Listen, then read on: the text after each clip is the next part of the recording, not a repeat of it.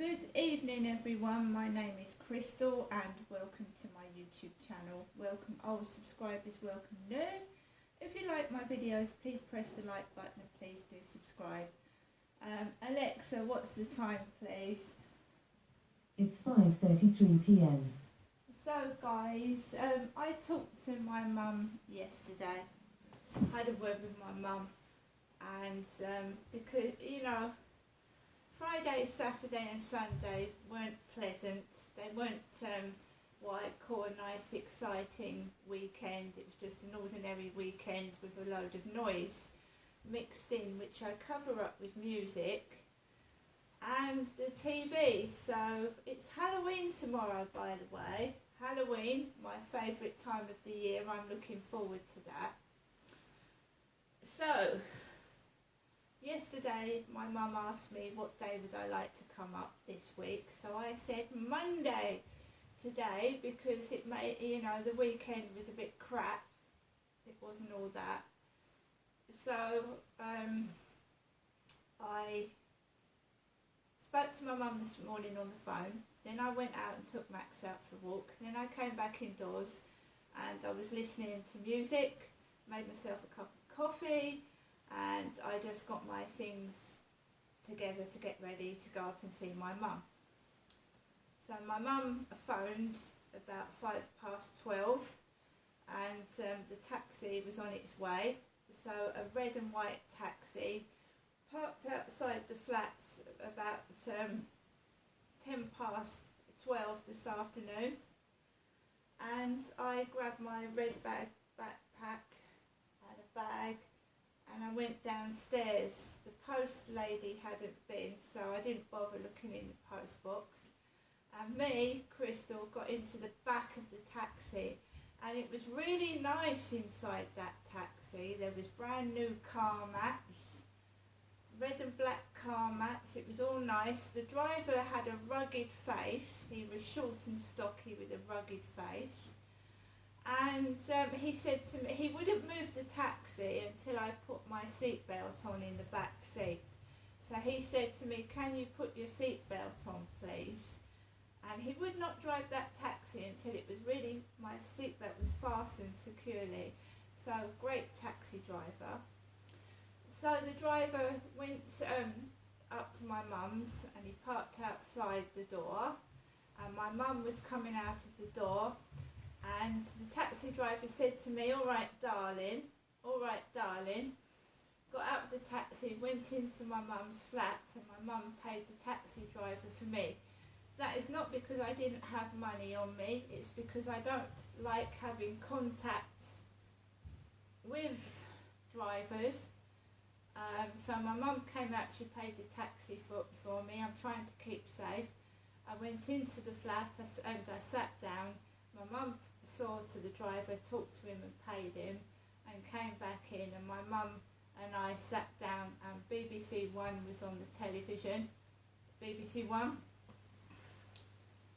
like I think it was Bargain Hunt was on the telly, so I sat down and watched that.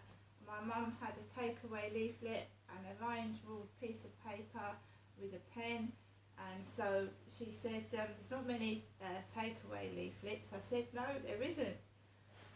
So this is Pizza Go-Go. I've had a spaghetti bolognese because that's nice, and they tell you how much calories is in what you're eating and how much an adult human, male and female, should eat. So I did bear that in mind. I didn't order a huge gigantic pizza. So this is chicken bites with curly fries.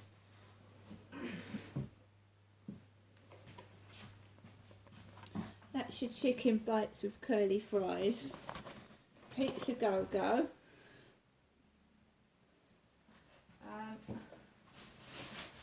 I also had some garlic bread. So I had the spaghetti bolognese and some garlic bread. They said that they did not have bottles of water, so my mum has given me bottles of water. I asked for a Diet Coke and they gave me an orange Fanta.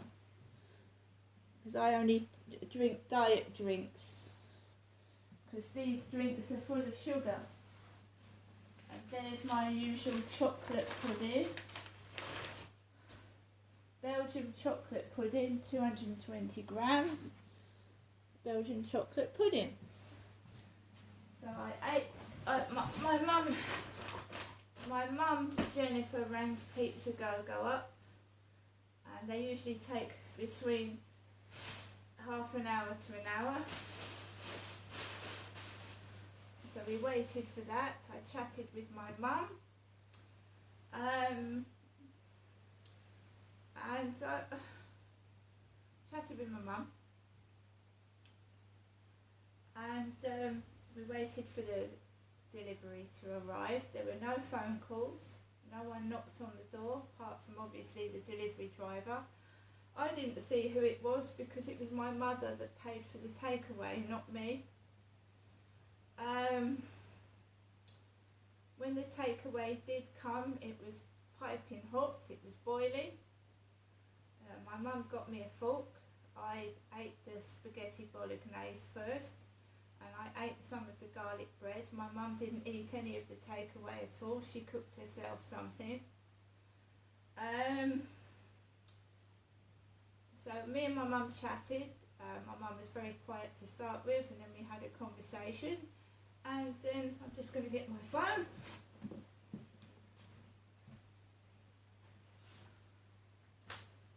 I'm going to get my phone,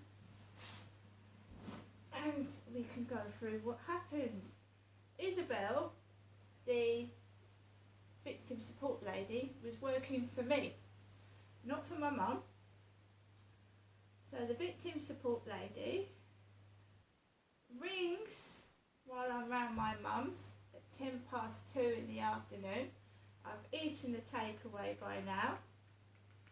Well, I think I was in the middle of eating a spaghetti bolognese when Isabel rang my mobile, because my mum doesn't have a mobile phone. So my mum was falling asleep on the sofa, and I spoke to Isabel while my mum was in the room, and my mum heard her voice. Very distinctive voice Isabel has, and you know, am I speaking to Crystal Marshall? Yes, that's me. And I've had something happen to me since I last spoke to Isabel, which has really upset me, and I didn't really want to talk anyway, to be fair. I didn't want to talk to the woman, because she sounds like she's talking down to me sometimes, and I don't like it. So she started talking, and she said that she was going to come back to me with groups that I could go to, support. And she started like fobbing me off like the rest of the people that I've had in my life, fobbing me off and telling me lies and rubbish to just get rid of me. So I told her, I said everything you've done has been useless. I said that the items that you've given me in the post are useless. I said they're okay if someone breaks into my flat when I'm asleep, because I hear the batteries go off. I said, but when I leave my flat, what safety is that? I said, can you tell me if you can help me with changing my locks, please? Oh no, immediately, oh no, I don't think we can do anything like that. Not even looking and investigating in it. And I started to get fed up. And I thought, I'm not having an hour's worth of conversation where I'm giving you loads of information about myself. I don't know who you are. I can't see your face. And I had enough of it. And I said, I'm very sorry, but I don't want to speak to you anymore. She was reluctant to tell me who her supervisor was. She wouldn't give me the name of her supervisor. So I've stopped speaking to Isabel. All the advice that I was given is, if you're in immediate danger, Crystal, call 999. And I know that already. I said there's been a couple of incidents since I've given you a load of personal information. There's been lots of incidents, and I'm not happy with it. So I'm not speaking to Isabel anymore. I'm going to get the door locks changed myself. And I'll make sure I use a reputable locksmith. There's a locksmith that the police use themselves. I might use that one. When I said what had happened over the weekend, she didn't sound very sympathetic at all. And Barry, my mum's neighbour, walked past the window smiling, holding an umbrella, past my mum's window after I told Isabel what had happened. And it wasn't funny. It was like an episode of Coronation Street. It was. I talked about how I'd lost something, and Barry was smiling past the window like he was smirking with his umbrella. And I didn't find that amusing. Put it that way. I didn't find that funny. Anyway, because I was stood up and Barry was walking past my mum's window and I saw his face. My mum was lying asleep on the sofa. She didn't see him.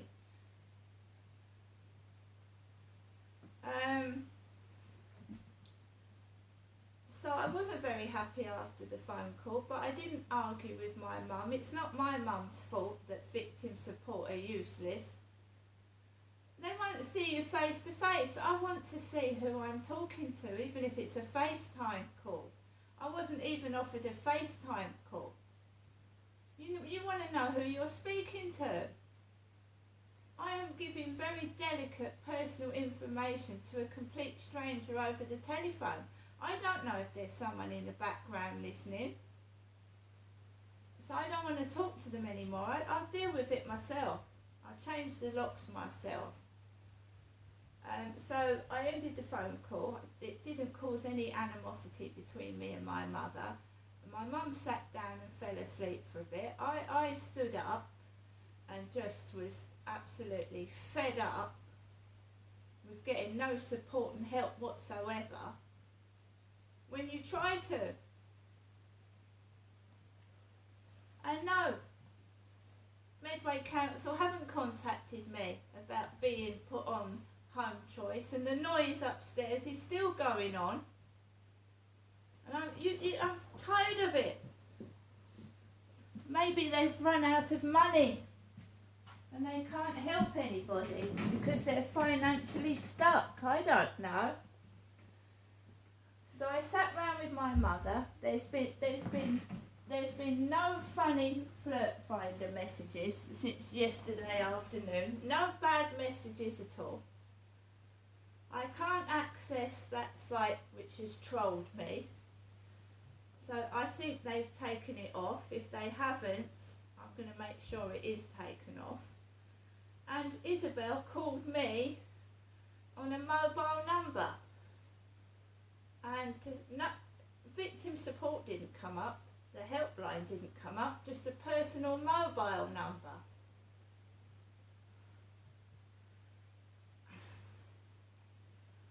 So I hope now that all this crap will stop. However, I still feel that I want to at least have the locks changed on the front door so that I feel safer in here. But the noise is still going on and I'm just ignoring it. You just ignore them.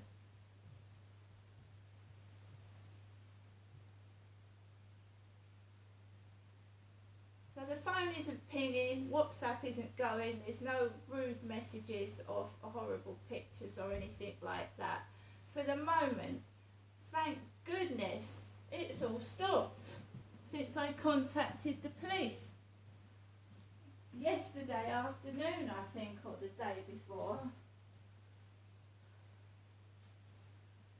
So, Mum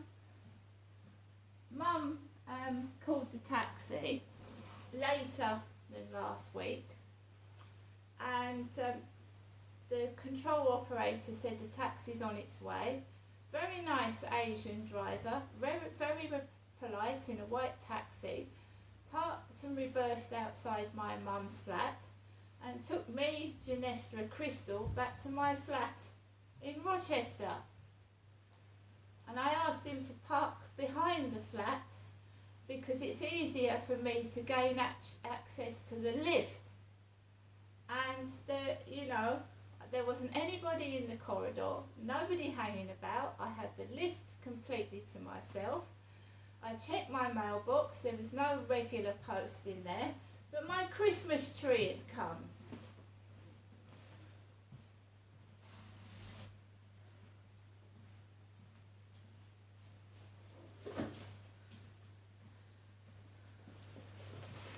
And just as a question, because there's male victims of crime as well as women, I said, have you got any male workers, to Isabel?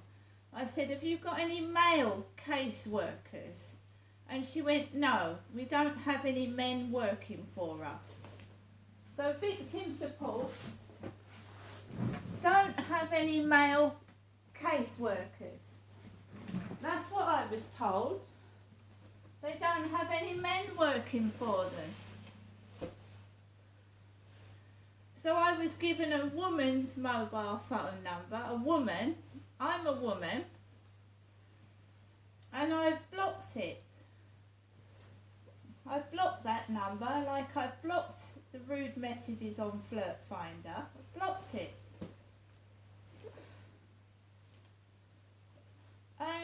Yes, I had my locks changed at Lansdowne Court, and they sent a male locksmith out to Lansdowne Court to change the locks on the door. So I was left alone with this big, tall, hairy man, and he was changing the locks. It took him 2 hours, but he did it. I want to get my own locksmith and have it done myself, because people can get copies of keys and gain access to your property.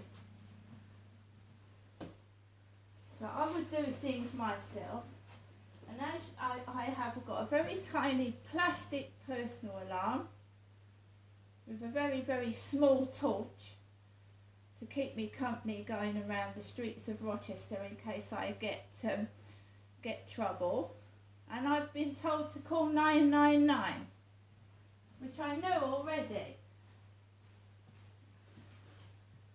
I mean, it's absolutely useless, isn't it? I'm just going to undo this tree.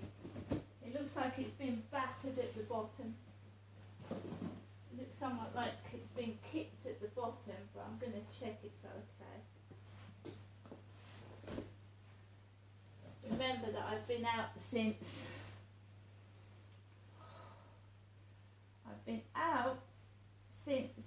quarter past 12, and I came back about nearly 5 o'clock in a taxi because I can't drive.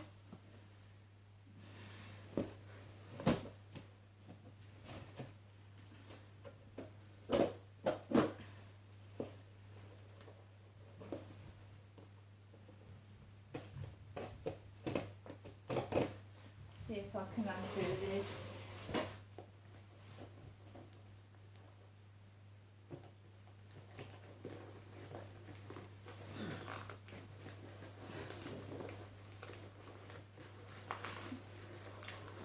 Well, it's been raining, right? It's been raining. So the box is bound to have got wet, hasn't it? I don't expect miracles. So we have the feet, 1, 2, there's the base bit, this is the base, 3 legs, and the tree.